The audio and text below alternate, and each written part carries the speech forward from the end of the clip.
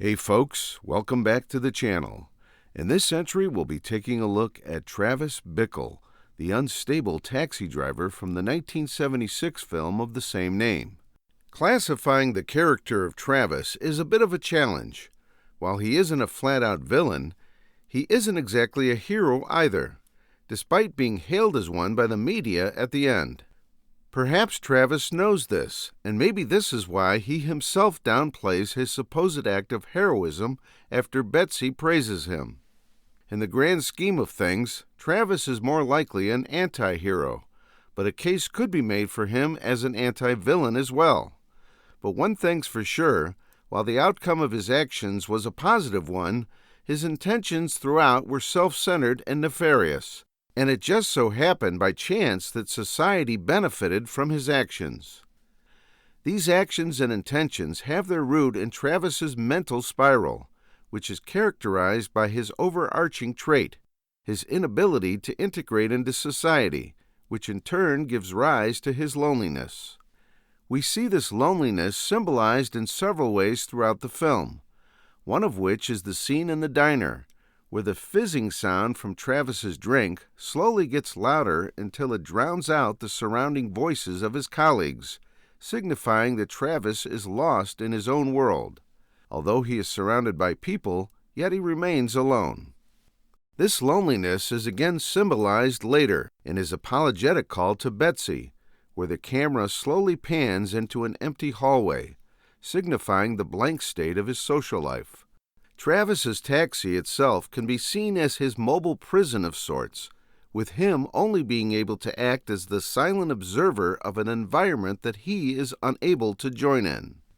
But much of Travis's affliction comes by his own hand, with him being stuck in a vicious cycle of his own doing, or in short, he is his own worst enemy. Perhaps this is alluded to in one of the film's most iconic scenes, where Travis uses his own reflection as a target for his aggression, in the classic, "You talking to me?" line. Due to circumstances we can only speculate, Travis has difficulty integrating socially. This difficulty is seen by his integration into his own family, as we see that Travis is a man who is estranged from his family. This may or may not be Travis's fault, and he could very well be a victim of certain unfortunate circumstances beyond his control. From the letters that Travis writes to his family, we see that their relationship has been strained for at least a good number of years, to the point that Travis cannot recall the date of his mother's birthday or the wedding anniversary of his parents, and hopes that his one card sent on Father's Day can cover it all. While on the topic of Travis's letters to his parents, it bears noting on his style of handwriting, where Travis writes in a messy and disorganized fashion, with letters alternating haphazardly between upper and lower case. This could maybe point to the fact that Travis may not have had much in terms of a formal education. But beyond his estrangement from his family, perhaps another contributory aspect of Travis's mental state comes from his status as a veteran. While the film doesn't explicitly show Travis suffering from any effects of post-traumatic stress, it still remains a possibility, hinted to by his choice of attire of his military jacket, which he wears in the latter portion of the film. In the era of the 70s, it wouldn't be the wisest choice to be dressed in an attire that reminds the public of an overseas conflict that they don't take kindly to. After the 3 years of living as a civilian since his discharge, Travis in some parts still identifies as a Marine, which could indicate some unresolved feelings over that episode of his life. But more importantly, Travis's choice of attire can be seen as another sign of his indifference to society. Later, this would be taken to an extreme with his mohawk hairstyle before his attempt on Palantine, with the hairstyle itself resembling a warrior's state of readiness for combat. On that same note, it could also signify Travis giving the finger to a society that he finds no place in. Now at the age of 26, Travis seeks two things that any healthy individual would: a sense of belonging and a purpose in life. The first has eluded him, but regarding the second, to quote Travis, All my life needed was a sense of someplace to go. This lack of purpose, combined with his social isolation, leads to the vicious cycle of his chronic insomnia, which would most certainly lead to even greater mental disclarity. And to perpetuate the vicious cycle, it certainly doesn't help that he also lives a sedentary lifestyle fueled by a diet rich in simple sugars. In his search for meaning in life, we see a recurring attribute of Travis, his disdain for society at large, often internalizing his contempt for the animals that come out at night, as he phrases it. The film demonstrates this contempt in a subtle way through its use of atmosphere. As Travis drives through the streets, there is recurring smoke that bellows up, along with the red lights that reflect onto his face, almost as if it was supposed to convey an underworld setting. But this contempt for society highlights a deeper trait of Travis, namely his lack of self-awareness, which lies behind much of his life's troubles. As Betsy describes him on their first date, Travis represents a walking contradiction. Now, of course, we are all hypocrites to some extent, and it would be taking the moral high ground to assume that we are not. But as for Travis, we see this contradiction in several areas. He hates the dirty, garbage-ridden streets of New York, yet his apartment is a mess.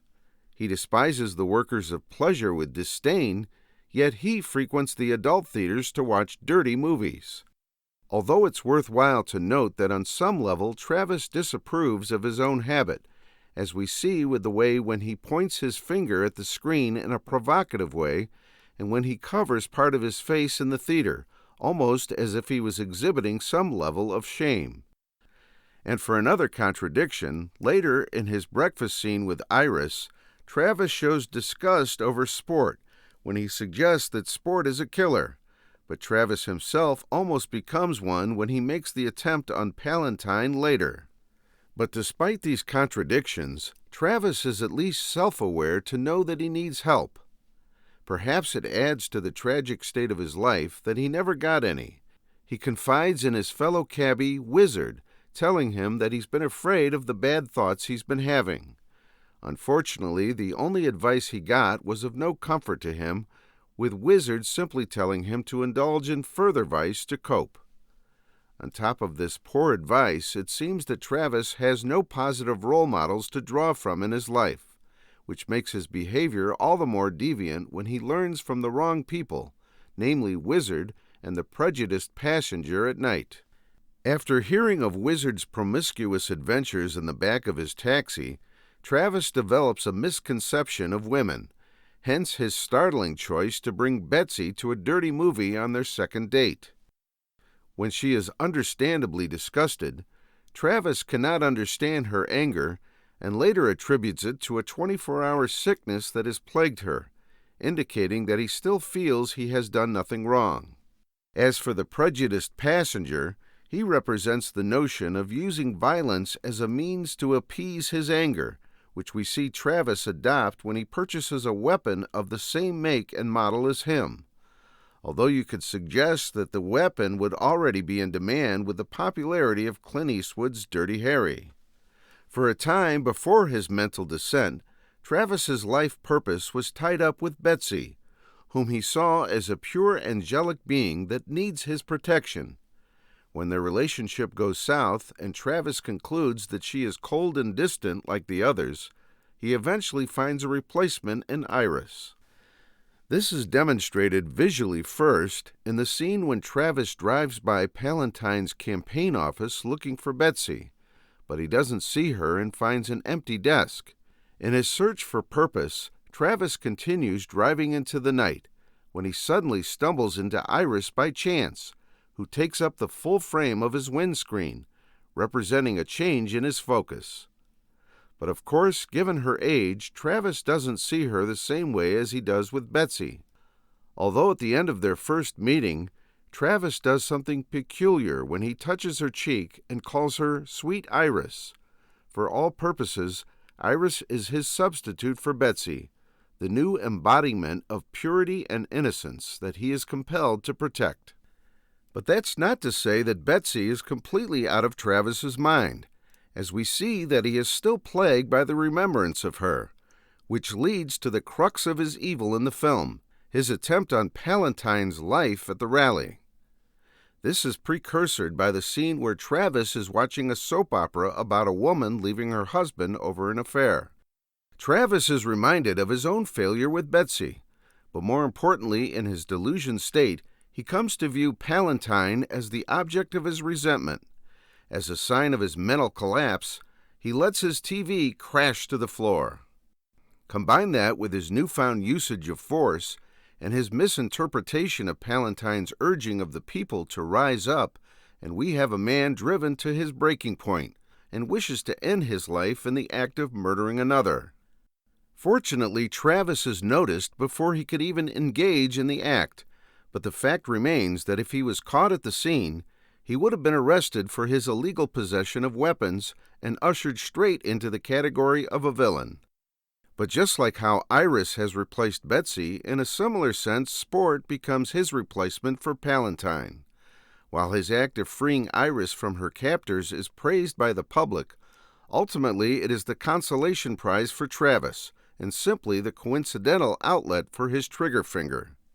The outcome of freeing Iris was a positive one, but it certainly leaves us to wonder if the ends truly justified the means. Was the use of such force really necessary? Not just here, but also in the earlier instance with the robber at the mini-mart. Perhaps you wouldn't be wrong to suggest that there could have been other means to resolve these situations, instead of storming in with guns blazing and putting others at risk. Anything can happen in a firefight, and while Iris fortunately emerged unscathed in the physical sense, she could have easily become collateral damage in the ensuing battle.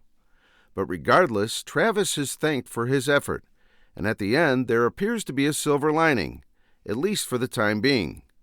The film ends with the notion that Travis is just as unstable as he was at the start, with the shot of him looking in the rearview mirror in a startled manner. But we see that his mental instability has been placated for a while with his pseudo-acceptance by society from the media's praise. Travis is somewhat satisfied with his current state, as seen by his disinterest towards Betsy in the final scene, a stark contrast from his obsessive pursuit of her throughout the film. However, based on the newspaper reports, it appears that the man Travis killed in the altercation was a member of the mafioso, which suggests that violence might soon be a recurring theme in his life in the sure event of their retaliation. Beyond the potential of a mental relapse, Travis is a man still very much in danger. So what do you think of Travis Bickle from Taxi Driver, folks? Let me know in the comments below. And if you haven't, check out the entry on Rupert Pupkin from The King of Comedy. Thanks for watching, and take care.